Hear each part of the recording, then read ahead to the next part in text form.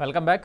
BJP MP Lakshman మీడియాతో మాట్లాడుతున్నారు. ఇప్పుడు అలా దానికి దాదాపు 200 పైగా అయ్యే అవకాశం ఉంది.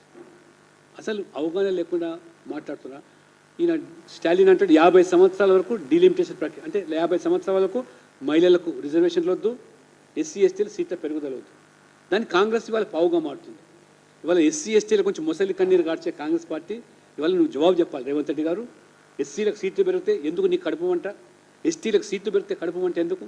వాస్తవంగా చెప్పాలంటే ఇవాళ జనాభా పెరుగుదల వాస్తవంగా చూసినట్టయితే ఇవాళ ఎస్సీలలో ఎస్టీలలో ఇవాళ మైనార్టీలో జనాభా పెరుగుతుంది. ఆ జనాభా కనుక్కున్నాక రేపు వాళ్ళ శాతానికి కనుక రిజర్వేషన్ పెరిగే అవకాశం ఉంది. ఎస్సీ ఎస్టీలు రాజ్యాంగం కల్పించిన హక్కు. అంటే మీరు వద్దంటున్నారా? ఇది దీన్ని సీరియస్గా తీసుకోండి. మీరు ఎస్సీ ఎస్టీల సీట్లు పెరుగుదలను ఓచుకోలేక మహిళా బిల్లు రాకుండా అడ్డుపడుతున్నటువంటి దానికి ఇది నాంది కాబోతుంది. డీలిమిటేషన్ తర్వాతనే మహిళా బిల్లు వస్తుంది. కాబట్టి మహిళా బిల్లు రాకుండా, మహిళల చట్టసభలు రాకుండా కుట్రలు పండుతున్నటువంటి డిఎంకేకు వంత పాడుతున్నది ఎవరు? ఇవాళ రేవంత్ రెడ్డి, బీఆర్ఎస్ పార్టీ. ఇది మా భాష్యం.